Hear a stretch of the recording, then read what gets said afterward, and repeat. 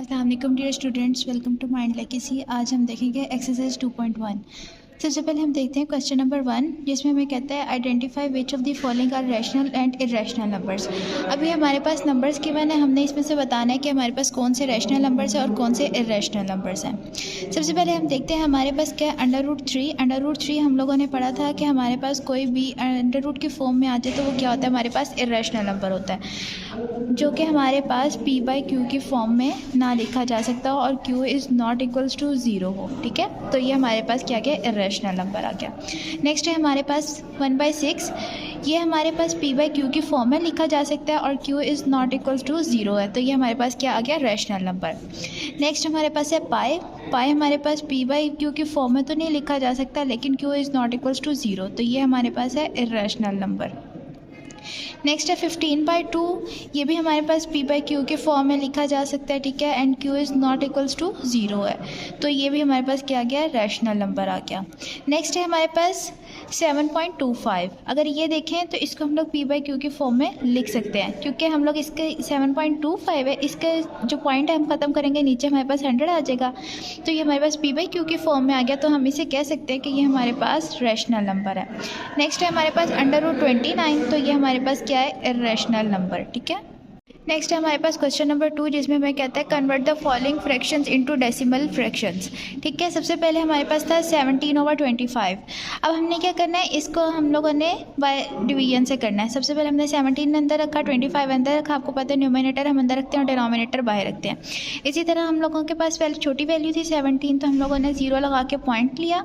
ठीक है, हमारे पास है 17.0 और पॉइंट लगा के 0 लगा के पॉइंट ऊपर हो गया। अब हमारे पास क्या बन गया, ये 170 बन गया। 25 को ऐसे नंबर से हमने मल्टीप्लाई करना है कि हमारे पास 170 यहीं से छोटा छोटा नंबर आए, तो सब 125 को हमने मल्टीप्लाई किया 5 से, तो हमारे पास यहाँ पे 5 आ गया, 2, 10 और 125 आ गया। नेक्स्ट हम लोग देखते हैं 25 को करेंगे 6 से, हमारे पास 0, 3, 12, 50, 150 आ गया। अब हम करेंगे 25 को 7 से करेंगे मल्टीप्लाई, 5, 3 का दिया गया 17, ये हमारे पास 175 आ गया। ठीक है, तो ये हमारे पास 170 से बड़ा आ गया, तो हम लोग क्या करेंगे, 6 लेके 150 लगाया हम लोगों ने, हमारे पास 20 बचा। 20 फिर हमने पॉइंट जो है 0 नीचे लगाया, नीचे उतारा, तो हमारे पास क्या आ गया, 200 आ गया। तो हम लोगों ने जब इसको 25 को मल्टीप्लाई किया 8 से, फिर हमारे पास 200 आ गया। 200 लिखेंगे तो ये हमारे पास पूरा जो है डिवाइड हो गया, तो हम लोग क्या कहते हैं, हमारे पास आंसर क्या आ गया है, 0.68। ठीक है, नेक्स्ट हम इसको ऐसे ही करेंगे। हमारे पास नेक्स्ट क्वेश्चन है 205 और डिवाइडेड करेंगे 18 से। जब हमने इसको डिवाइड किया तो हमारे पास यहाँ पर 8888 आगे चलता जा रहा था। ठीक है, तो यानी कि हमारे पास रिकरिंग वैल्यू आ गई है, तो हमारे पास इसका आंसर क्या आएगा, 11.388 और अप टू सो ऑन चलता जाएगा। नेक्स्ट हमें वो कहता है which of the following statements are true and which are false. सबसे पहले हमें वो कहता है कि 2/3 इज़ इरेशनल। आपने इरेशनल की जब डेफिनेशन पढ़ी थी, आपने क्या कहा था कि ये p बाई क्यू की फॉर्म में नहीं होना चाहिए, तो ये हमारे पास p बाई क्यू की फॉर्म में है, तो ये हमारे पास स्टेटमेंट क्या है, फॉल्स है। नेक्स्ट हमें क्या कहता है, जो पाई है हमारे पास वो इरेशनल नंबर है, तो ये हमारे पास ट्रू है, क्योंकि पाई हमारे पास इरेशनल नंबर होता है। नेक्स्ट हमें वो कहता है 1/9 जो हमारे पास टर्मिनेटिंग फ्रैक्शन है। टर्मिनेटिंग फ्रैक्शन आपको पता है हमारे पास क्या होती है, कि जो हमारे पास एक पॉइंट पे जाके रुक जाती है। हम इसको चेक करते हैं, हम लोग क्या करते हैं, 1 अंदर आ जाएगा, 9 बाहर आ जाएगा, 1 छोटा है तो 0 पॉइंट और पॉइंट लगा के 0 लेंगे, यहाँ पे 10 आ गया हमारे पास 1 और नीचे 9 आ गया, फिर 1 0 नीचे उतारेंगे, 0 आ गया, फिर 1 लगाया, 9 आया, इसको सब्ट्रैक्ट करेंगे 1 आया, तो ये 1 हमारे पास चलता जाएगा, तो ये हमारे पास टर्मिनेटिंग नहीं है, तो ये हमारे पास क्या हो गया, फॉल्स हो गया। नेक्स्ट वो हमें कहता है कि 3/4 जो है हमारे पास वो टर्मिनेटिंग है। ठीक है, यहाँ पर 3 छोटा है, पॉइंट लगा के 0 लगाया, ऊपर भी 0 लगा के पॉइंट लगाया। ठीक है, हम 4 को कैसे नंबर से मल्टीप्लाई करेंगे कि हमारे पास इससे छोटा आए, तो हम लोग देखते हैं 4 को 7 से मल्टीप्लाई करते हैं तो हमारे पास क्या आता है, 28 आता है, 28 आ गया हमारे पास।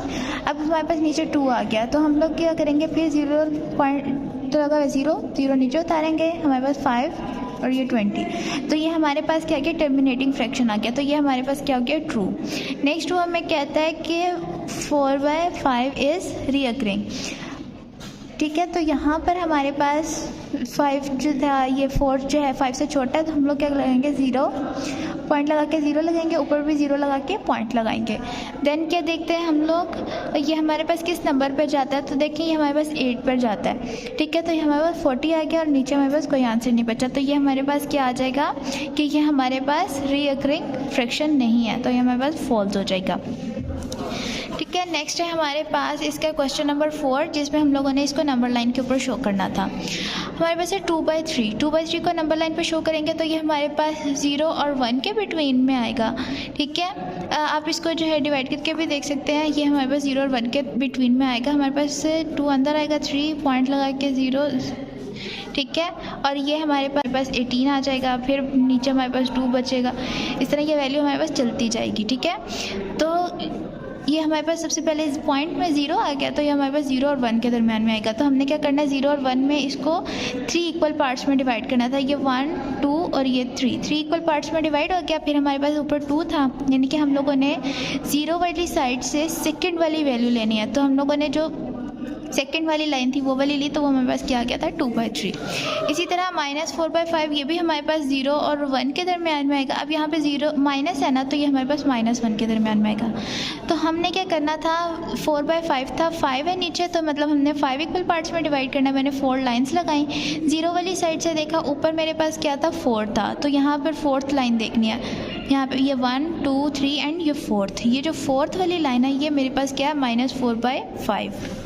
इसी तरह नीचे मेरे पास होल वाली वैल्यू आ गई। अब यहाँ पे क्या आ गया, 2 आ गया, तो इसका मतलब कि 2 और 3 के दरमियान हमारे पास वैल्यू आ गई।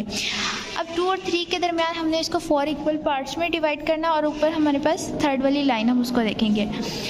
तो हम क्या करते हैं कि 0 वाली साइड से देखते हैं, 1, 2, 3 and 4, this is 4th line, and इसको हम लोगों ने 3 जो है उस पर करना था 3/4, यानी कि 2 होल 3/4 हमारे पास आ जाएगा। नेक्स्ट हमारे पास है √5।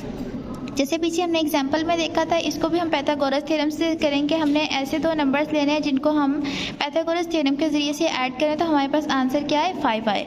तो मैंने क्या लिया, 2 और 1 लिया, इन दोनों को स्क्वायर लेंगे, इनको ऐड करेंगे तो आंसर क्या आएगा, 5 आएगा। जब हमने इसके यहाँ पर स्क्वायर जो है बोथ साइड पर लिया, square root on both side लिया, तो हमारे पास क्या आ जाएगा, √5। √5 को शो करने का तरीका क्या था, 0 यहाँ पर हमारे पास 2 थे, इसकी बेस यहाँ तक मैंने एक 0 से 2 तक एक लाइन बनाई, फिर यहाँ पर 2 पर मैंने 1 सेंटीमीटर की एक लाइन ड्रॉ की, ठीक है।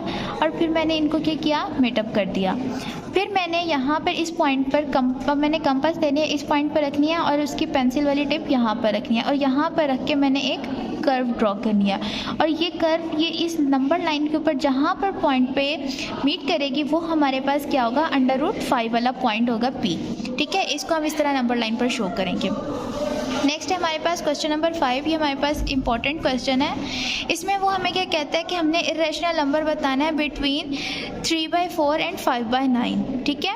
अब इसको देखते हैं। सबसे पहले हमने क्या करना है कि जब भी हमने किसी 2 पॉइंट्स के बीच में से एक नंबर निकालना होता है, तो मतलब हमने मिड पॉइंट निकालना होता है। और मिड पॉइंट के लिए हम क्या करते हैं कि हम लोग जो 2 नंबर्स हमारे पास जैसे A और B हमारे पास गिवन है, इन दोनों को ऐड करते हैं और उसको 2 से डिवाइड करते हैं, तो ये हमारे पास क्या आ जाता है, मिड पॉइंट। इसी तरह मतलब हमने दरमियान वाला निकाला होता है।